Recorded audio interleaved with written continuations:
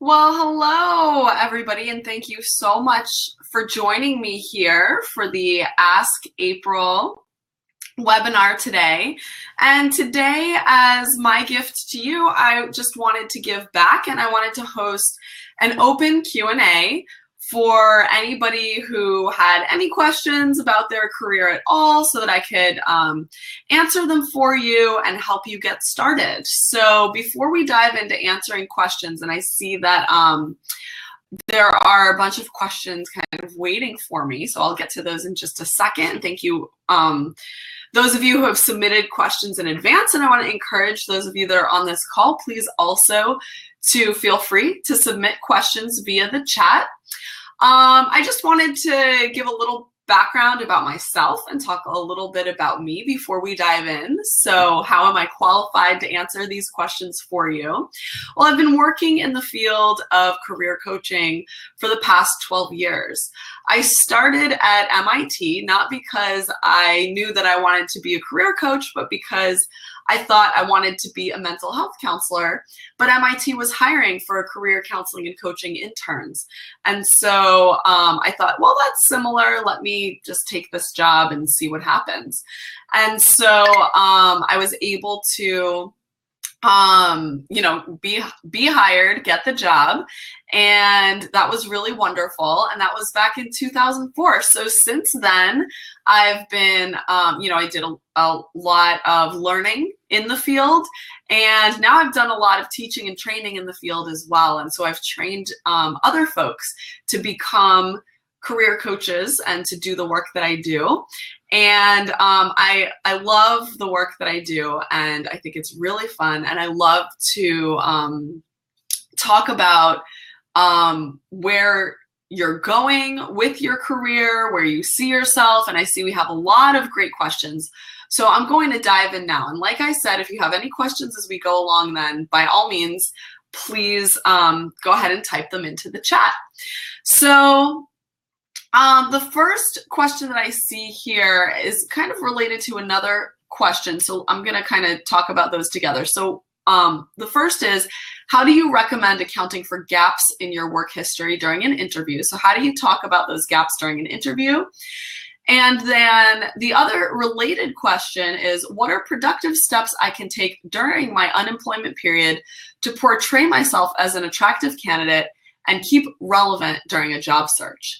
So these two things are absolutely related. You don't want to wait until you get to the interview to start thinking about how you're going to handle any gaps. So this is something that you want to plan for in advance. And great questions. Thank you so much for submitting them. First, what you want to do is be productive the whole time that you might be experiencing a gap. So you may not be employed right now, but I want you to think about the strengths and skills that you have, how you can contribute, and how you utilize those strengths and skills. So my thoughts are joining a professional association and becoming involved. So don't just join so that you can add it to your resume. You're joining so that you can become involved in the professional association and show that you've done something even though you weren't necessarily working or employed during that time. So even though you weren't employed, here are all the things that you did for that professional association, and those are things that you can also include on your resume. So you continue to remain relevant. Now, there are always gaps that are somewhat troublesome, and this is a very individualized question. This is something that I talk to clients about all the time, because most people have experienced gaps at one point or another in their job search.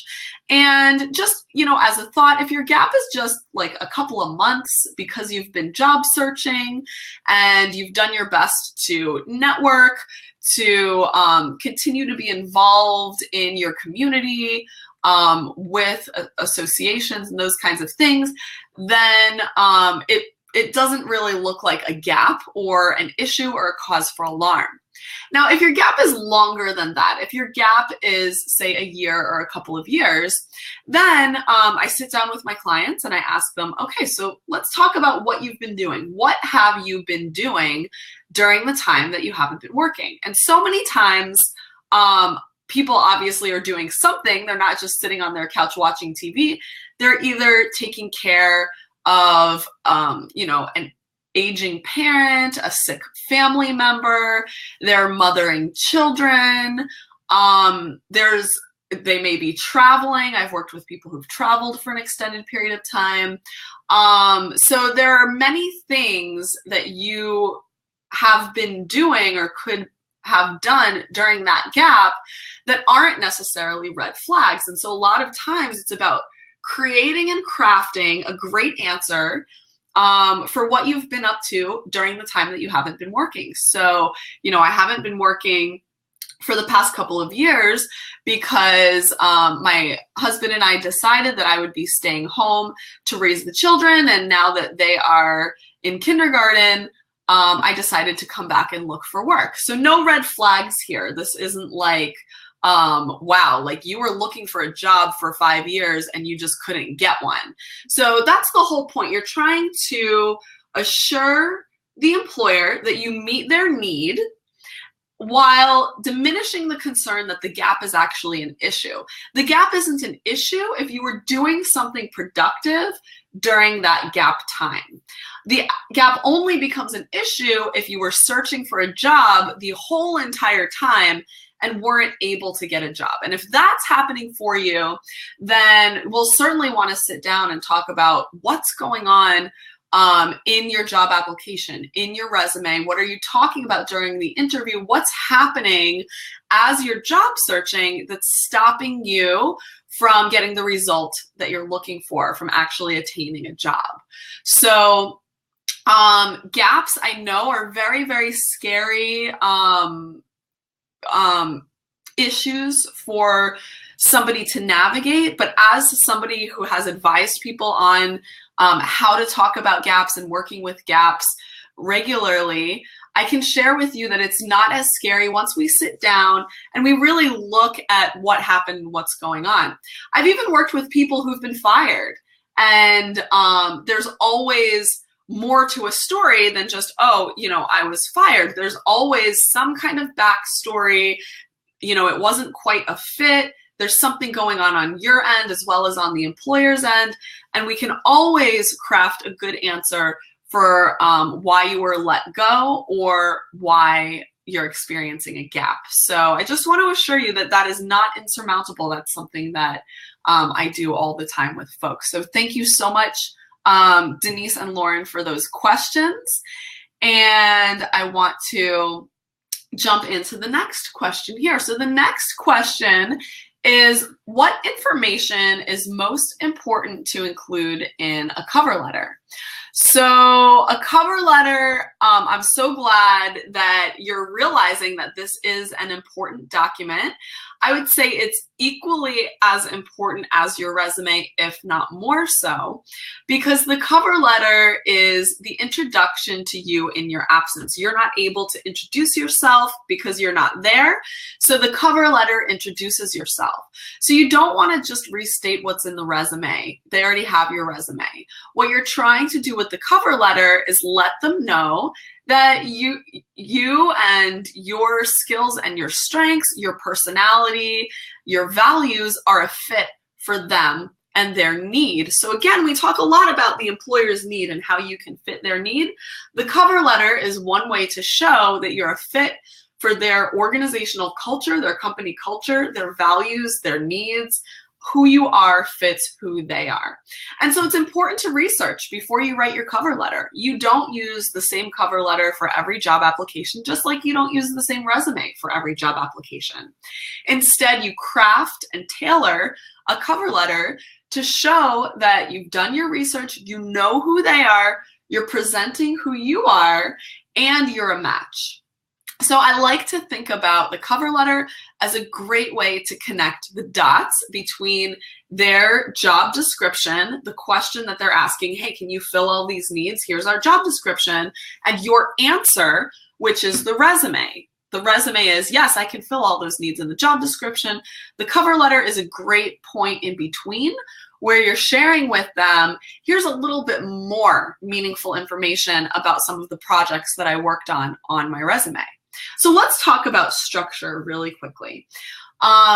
You want to set up your cover letter like a formal business document. So at the top, whatever you do at the top of your resume, it's the same. You're going to do the same thing at the top of your cover letter. Your name, your address, your phone number, your email address, however you set that up on your resume, same for your cover letter. So it's like your own personal stationery.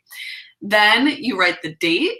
You write the receiver of the letter's information, so their name and their address.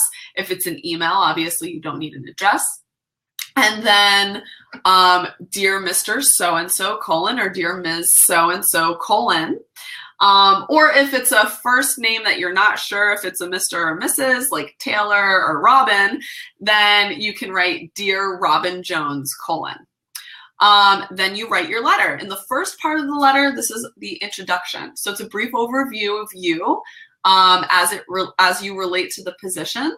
You can talk about where you heard about the position. You can talk about just kind of a broad survey of the things about you that relate to the position. So job titles that you've held that are similar. It's kind of an introduction of what you're about to talk about. Once you get to the second part of the cover letter, the second paragraph or the second and third paragraphs, this is the body. This is where you give 1 or 2 examples of relevant projects that show that you're qualified for the position. So you already know their job description, you know what they're looking for. That's your open book test. So the cover letter is your answer. You're pulling out certain projects, 1 or 2 projects from your resume that you think they're going to find the most meaningful, the most relevant, and you're going to talk about them in complete sentences. You're going to talk about those projects in detail. You're going to talk about the outcomes of those projects and how they served the employer. The third part of the cover letter is the closing. So this is the thank you. This is where you share that you're really excited about this position. So showing that professional enthusiasm throughout the cover letter is a great idea. And you let them know that you're interested in talking to them further about how you're qualified for the position during an interview. So you're actually asking for the interview rather than just saying, oh, please call me. You're letting them know, I'd love to chat with you more about this during an interview.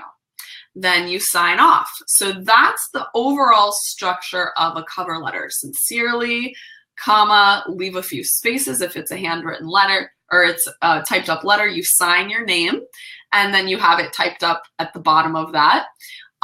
If it's an email, obviously, then you don't need to worry about leaving spaces or signing your name. You'll just sign off as you normally would. That's all structure. When it comes to content, I mentioned fit. And in order for you to show fit, it's really important for you to do your research, like I mentioned. So thinking about the mission statement of the organization is a great place to start. Think about, does the organization talk about their core values?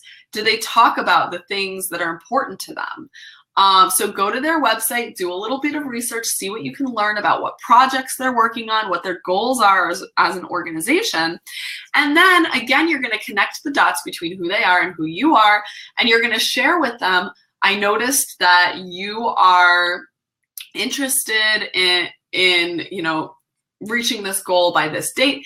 Here's how I can help you reach that goal. Da, da, da, da, da. So you talk about it. Or I noticed your mission is X, Y, and Z. Here's why a mission like this is important to me. So you're letting them know not only are you qualified for the position and can do the work, but you're a fit for the organization. And that is the #1 reason why people stay at a job or leave a job.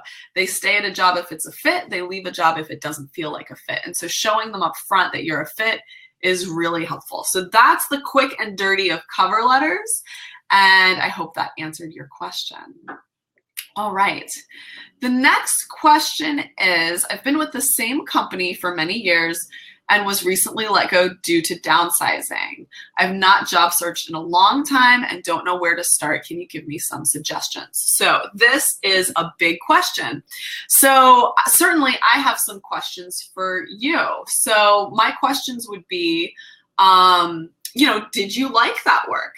Is that something that, you want to continue to do? Or are you interested in searching for work that would be more in line with who you are and how you'd like to contribute to the world?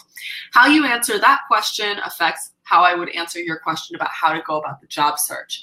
If you choose the first answer, I really love this work, I want to continue working in the field, I just haven't job searched in a long time and I don't know how, then certainly there are many things that you can do to create and have a successful job search. And one of the things that I'll mention here today is networking. Now, I know networking is a really scary word, but it's a scary word for something that's rather easy, and that's talking to people that you know.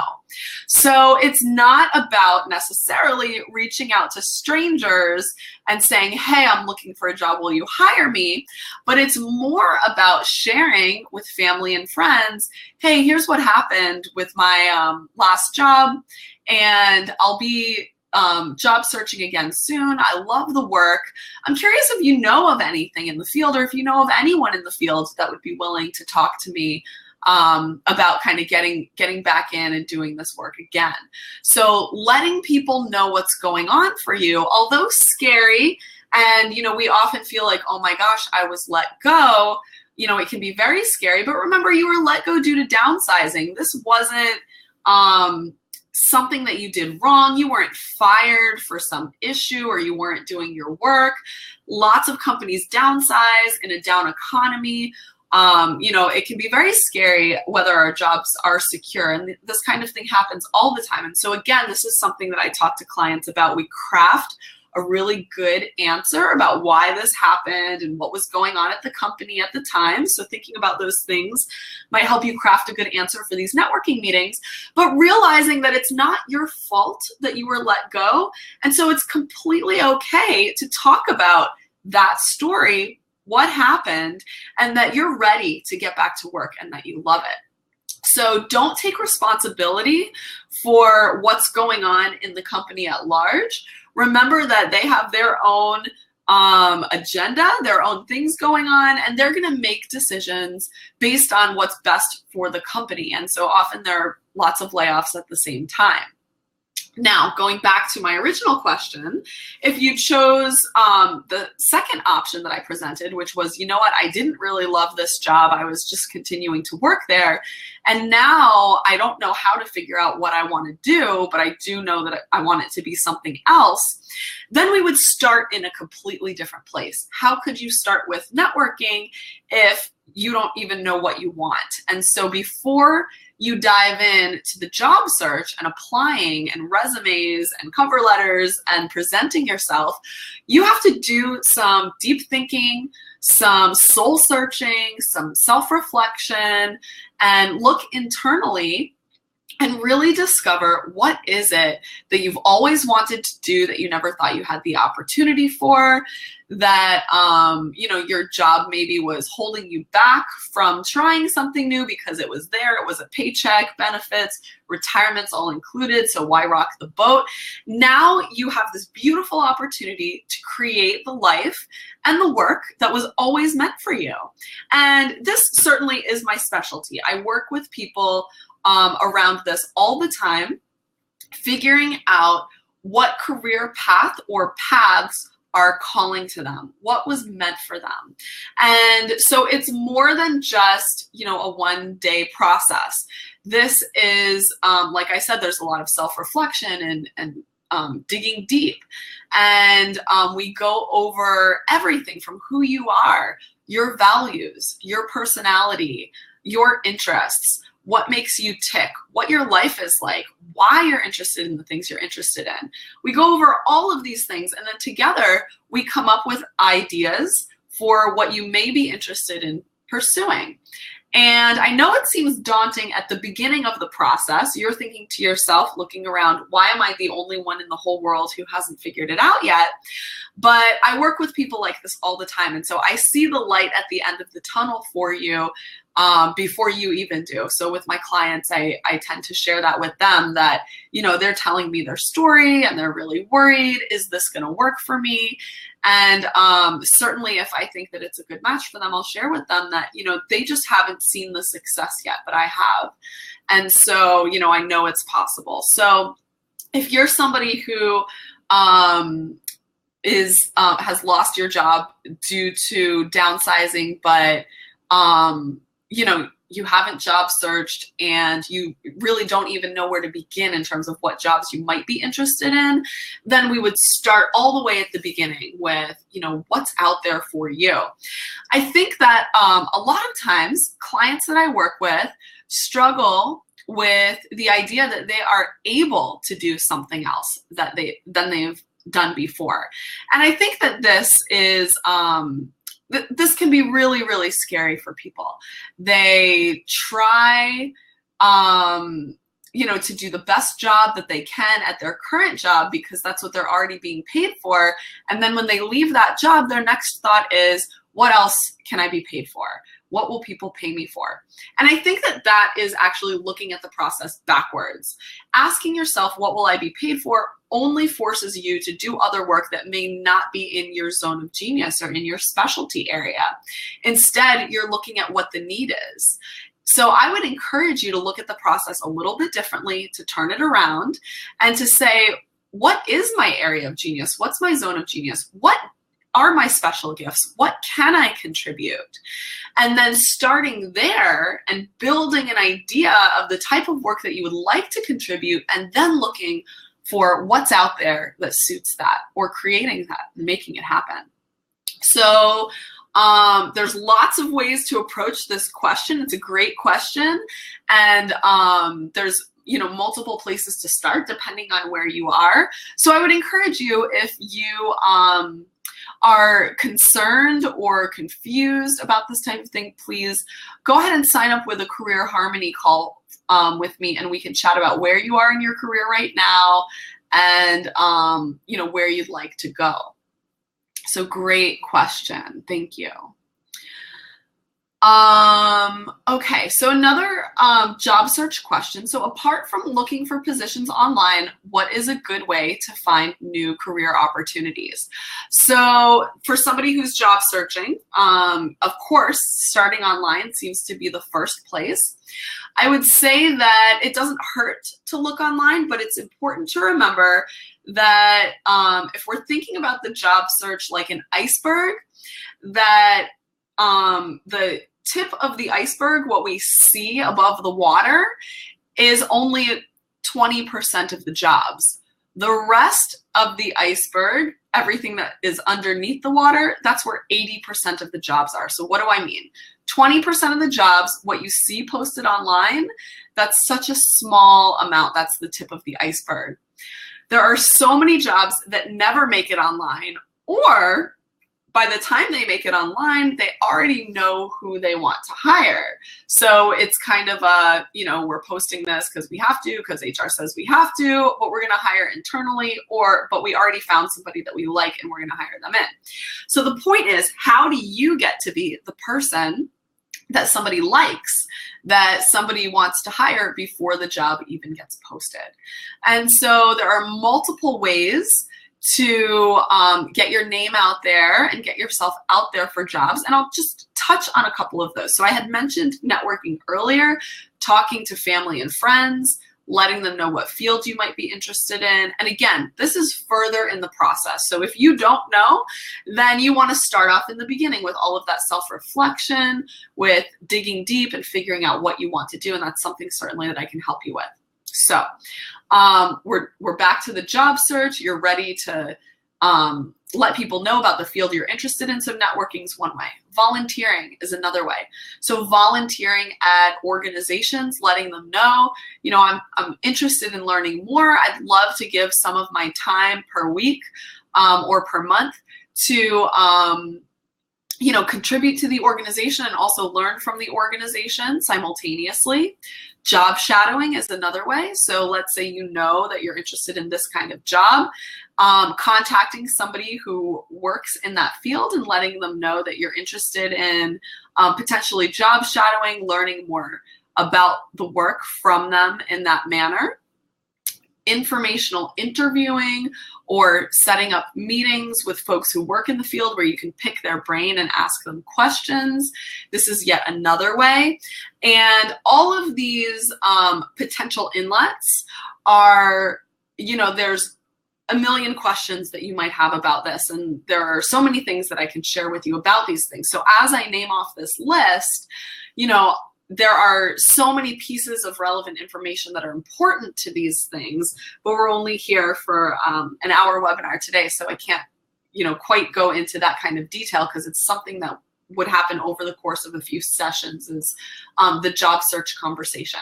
But just to get you started, those are things that, I blog about. So you can check that out at blissevolution.com/blog. And, that's one place where you can start to try to think about those things, networking and, how to talk to people and those kinds of things. So by all means, that's a good place to start and great question. So I guess on the topic of networking, we have a question here that says, let's see.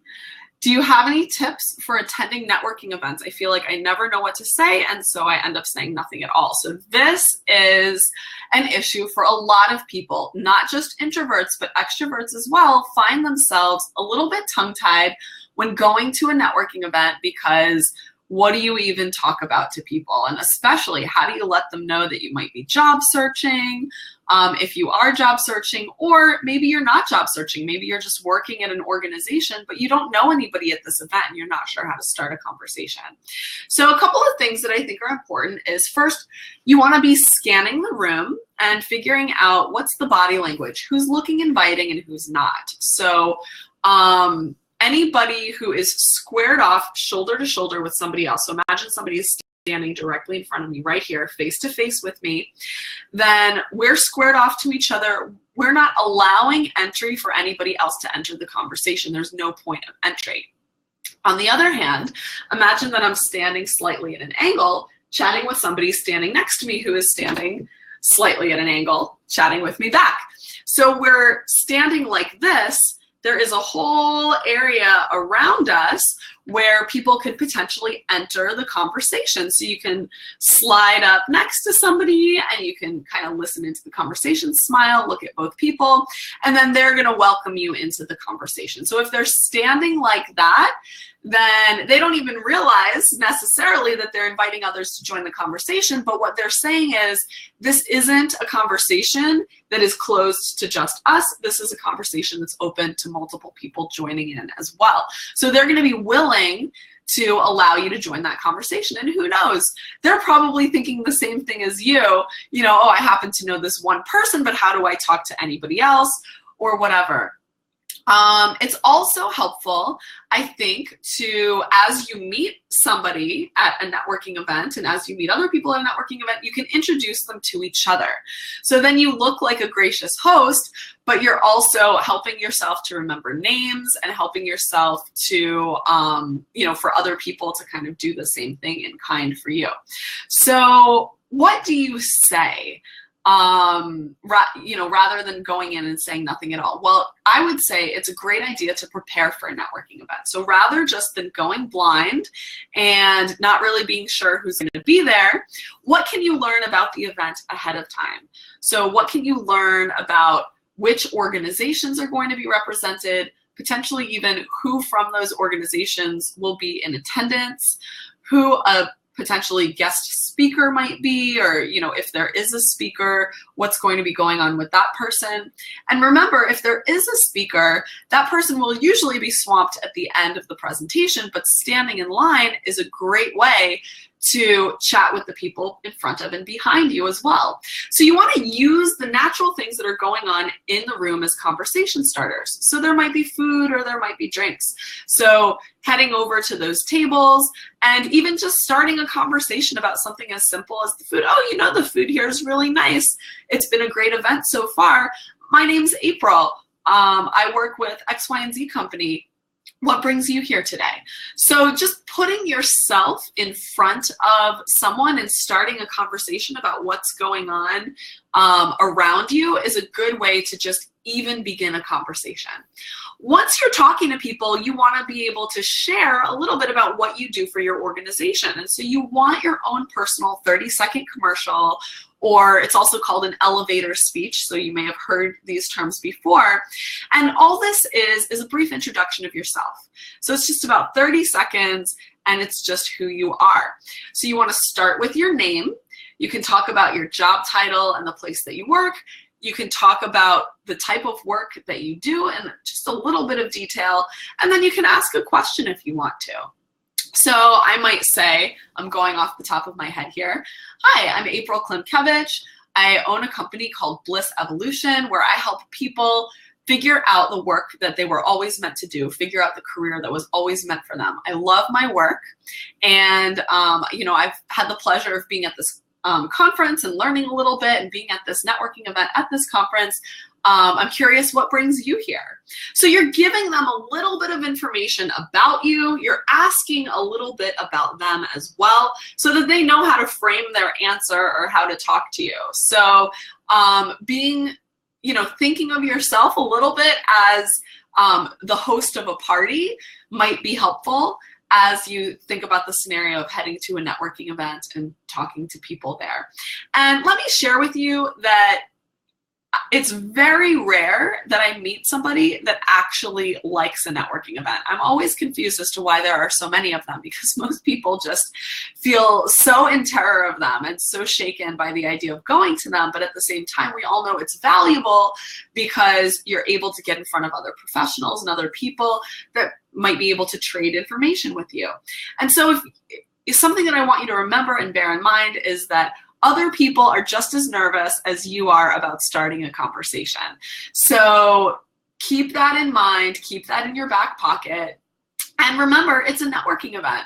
So you can trade business cards if you want to, but you also never have to see these people again if you don't want to. So you can practice at these events as well. Practice your 30-second commercial or your introduction. Practice meeting people. So, you know, that's totally okay. So I hope that answers your question about networking events. Again, there's lots and lots of ins and outs to networking events, whether they're related to conferences or not. And I think that's a great question. I think a lot of people struggle with the idea of feeling comfortable at networking events. And I want you to remember that you're not necessarily going to feel comfortable. You're using this as a tool to learn more. So get out there, do it, and you'll feel proud of yourself at the end of the evening. So let's see, what other questions do we have? Okay, this question is from Amanda. This says, as my job experience adds up, I could easily make my resume 2 pages, but I hear a lot of people say to only use 1. What is your advice? So this is a question that I've posed to employers over the years while working at universities, sharing with them, you know, what's the difference between a 1-page and a 2-page resume? Do you care? Does it matter? And so the best answer is, if the experience is relevant to the job description and what the employer is looking for, then 2 pages is fine. If it's not relevant, then you want to tailor it down to 1 page so that they're seeing all the things that they're looking for. So remember that your resume is not a work history. It's not everything that you've ever done. It's the most relevant things that you've done related to that job description and this available job that you're applying for. And the resume is meant to whet the employer's appetite to become interested in you for this position and to invite you for an interview. So if your resume has a lot of irrelevant things and spans 2 pages, that's not helpful. If your resume is concise and has only relevant information and it's on one page, that's great. If it happens to be on 2 pages, but it's concise and it's relevant, that's okay as well. Remember that the employer may not flip the page, or the pages may become separated from each other. And so it's very important to bear in mind that the prime real estate is on the first page. So just be aware that as you move to 2 pages, the chance of somebody actually getting to the second page is a little bit less unless you're really exciting to them. So as a thought, I personally have 2 versions of my resume. One is a 1-page resume, one is a 2-page resume. So the 1-page resume I use a lot, or have in the past used a lot for that initial application.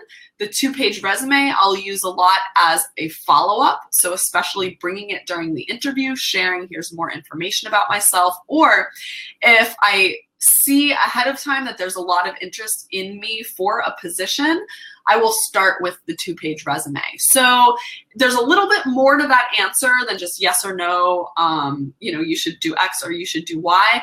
And in career coaching, typically it's not the same answer for everybody. Your story is unique. Your story is different. Your background is different. Your experience is different than anybody else in the world.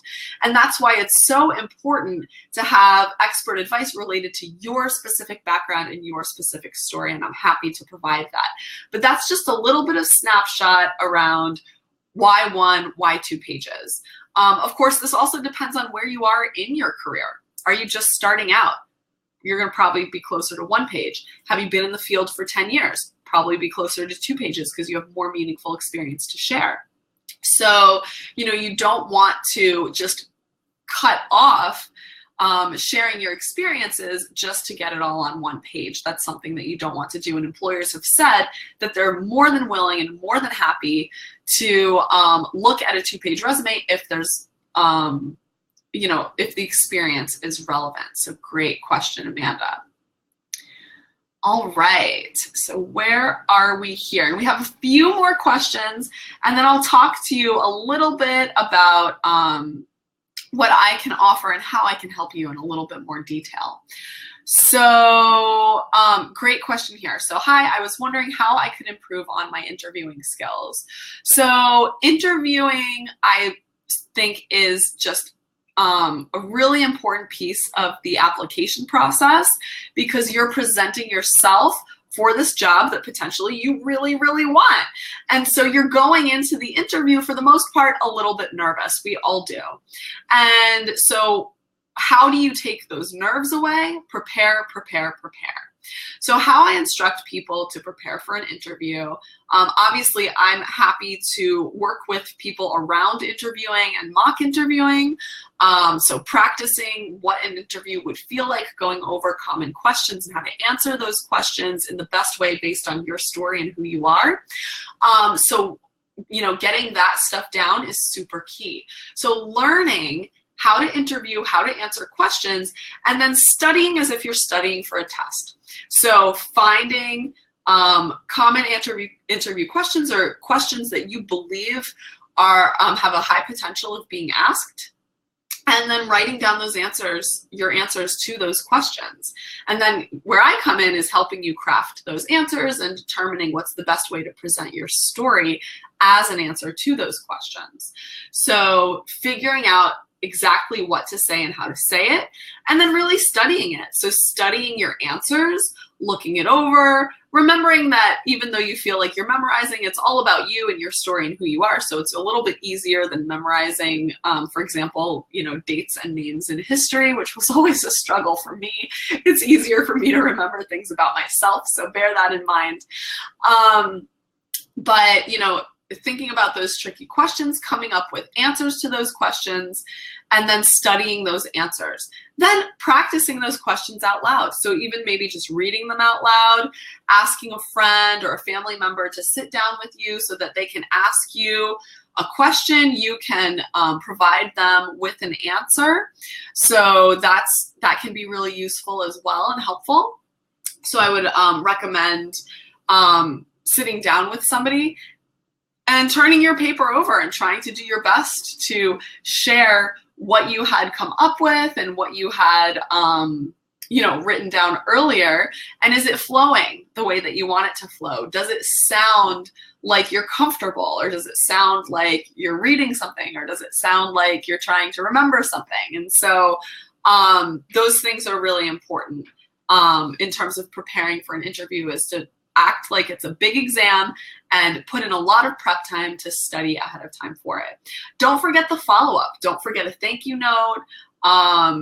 Don't forget to let them know that you're grateful for the time that they took to interview you as well. So that comes after the interview. Now, today we see more Skype and phone interviews than ever before. People are working remotely a lot. So there's a little bit of difference between Skype and phone interviews and in-person interviews. Certainly, if nobody is looking at you, if you're just on the phone, you could be in your pajamas or you can be in a suit. You can wear whatever you want to wear to make you either feel comfortable or feel powerful or feel confident. So whatever you need to do to feel right, you can wear whatever you need to wear. You can have notes in front of you. You can have your resume in front of you and your cover letter. So those things I think are really important as well. If it's a Skype interview, whatever you do, don't be late, because you're not going to be showing up at all. They might log off. So it's important for you to be aware of timing, be aware of technology and those kinds of issues, which certainly can derail the whole interview process. So just a few things to bear in mind about interviewing.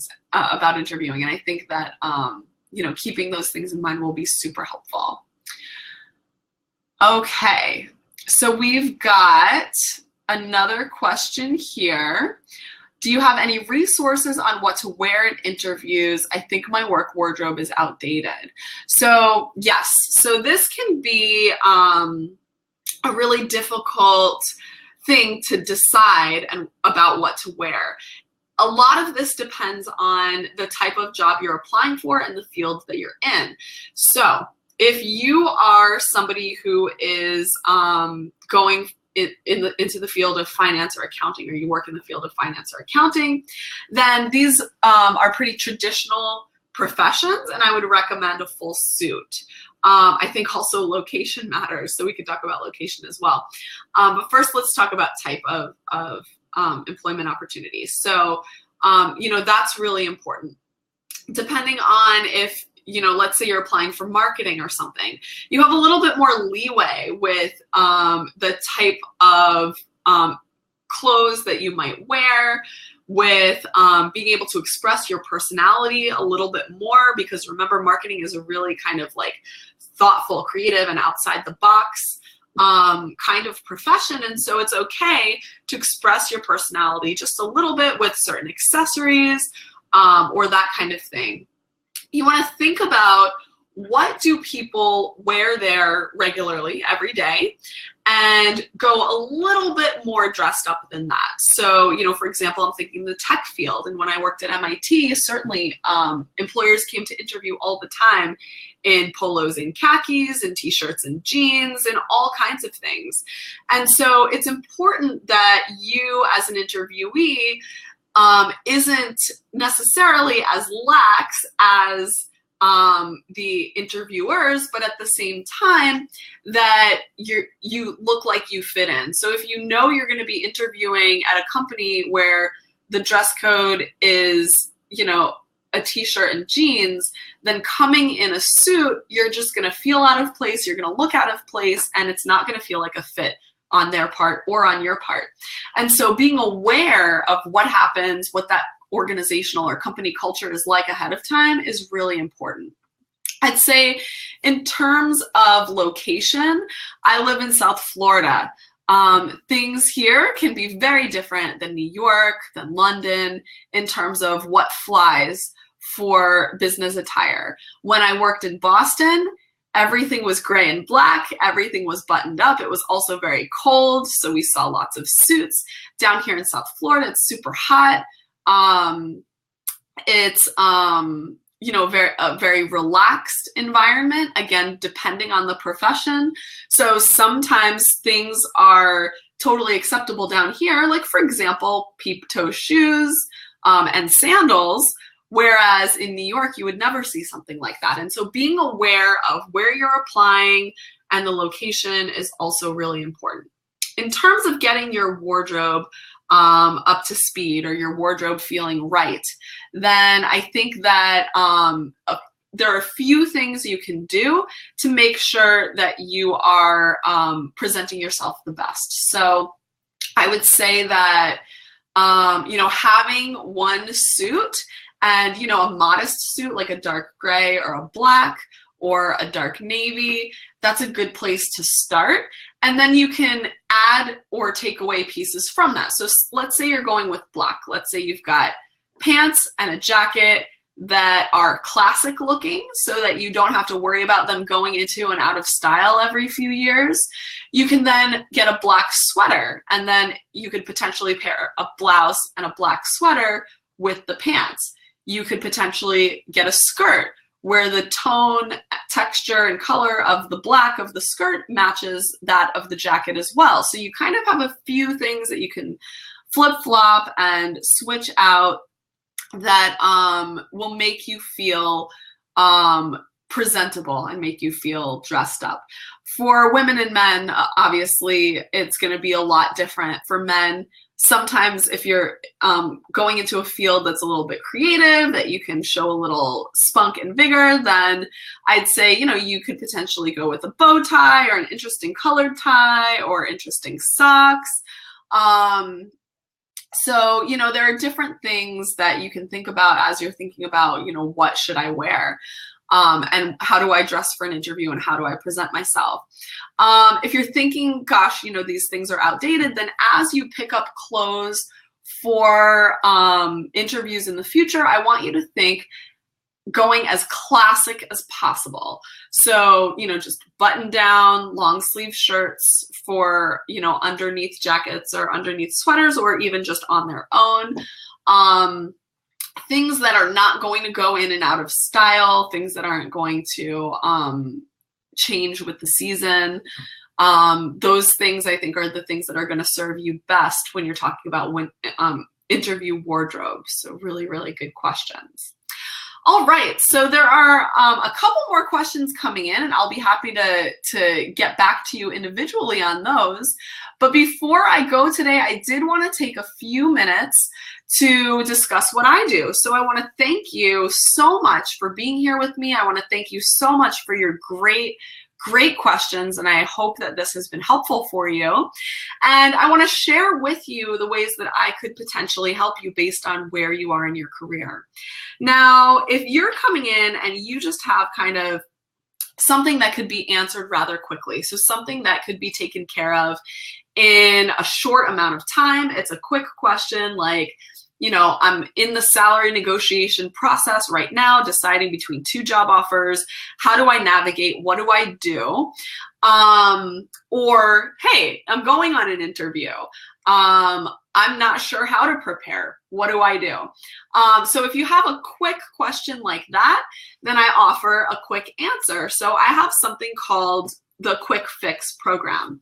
And this program includes 2 sessions spaced 1 week apart.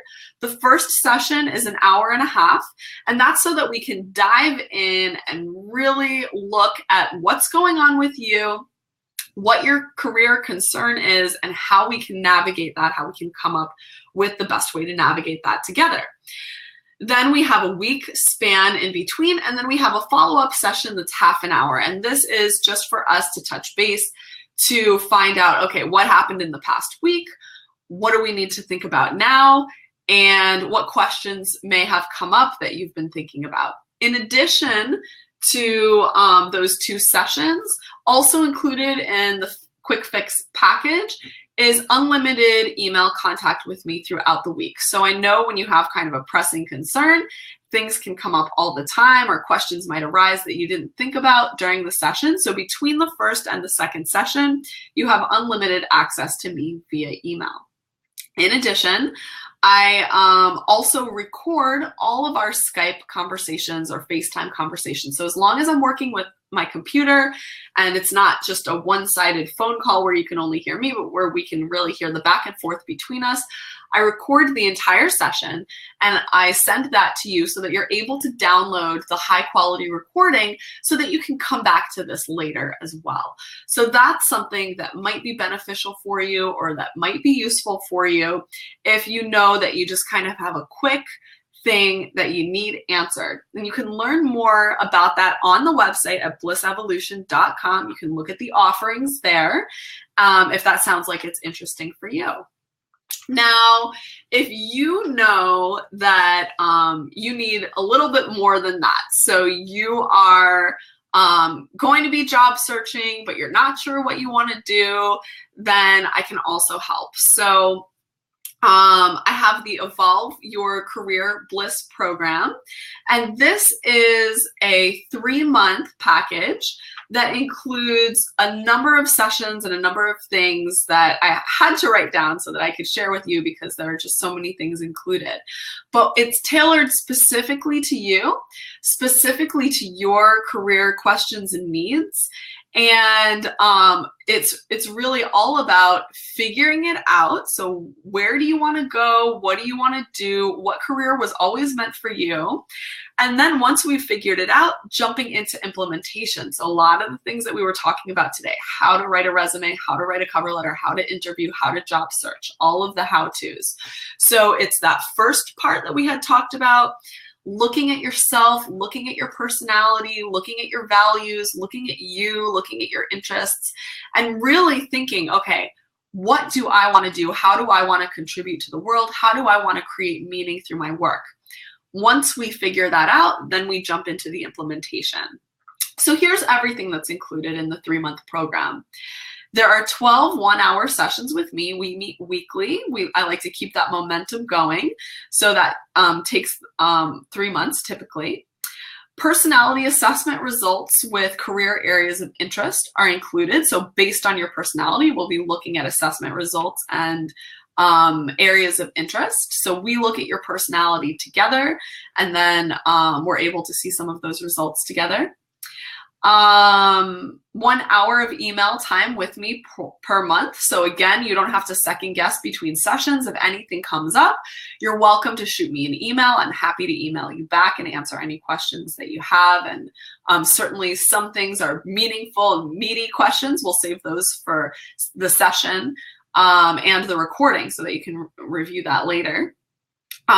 Sample resumes, so real resumes used by real clients just like you who've worked with me, who've said, yeah, you know what, go ahead and use my resume and take off my name, but you can go ahead and use my resume. So that's, you can see what has worked for other people.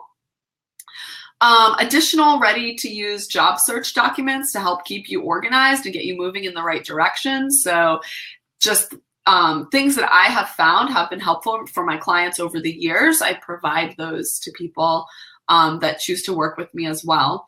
And then in addition, I had mentioned the high quality downloadable recording of each session. That's also included in the Evolve Your Career Bliss program.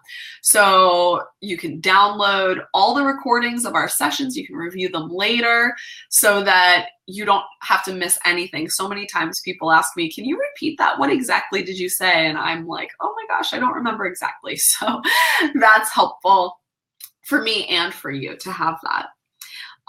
In addition to the program, if you do decide to sign up for the Evolve Your Career Bliss program, there are 2 special bonuses that I include. The first is a career magic manifestation meditation.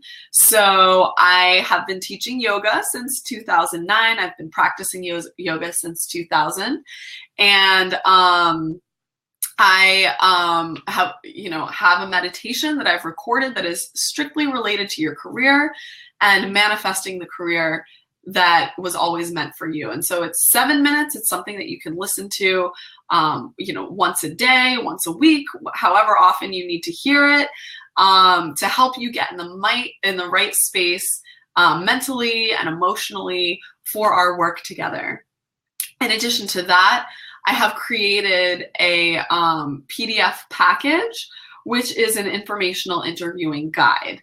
And you may have heard this term before, you may not have, but informational interviewing can seem really daunting and complicated, and I wanted to break it down for each of my clients so that they have a resource guide and just a how-to guide to go to whenever they needed to. So we do also talk about informational interviewing in session, but this guide is a companion to that, and you'll get that right up front should you sign up for the Evolve Your Career Bliss program.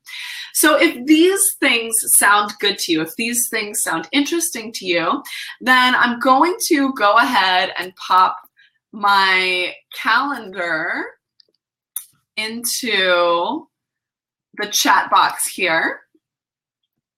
And you'll see that you're able to sign up for a free Career Harmony call. So you can go ahead and click on that link right here in the questions box or in the chat box, and you can sign up for a free 30-minute Career Harmony call to discuss what's going on with you and where you'd like to go with your career. So that's in there. And I want to thank you so much for joining me today. I want to thank you so much for, for these great questions. I know that anytime somebody has a question, other people can benefit from hearing the answer to that question. So thank you so much for joining me today, for hearing more about how I can assist you, and I really hope that it's been beneficial and helpful for you. And I want to wish you the happiest holidays and a beautiful new year. Goodbye.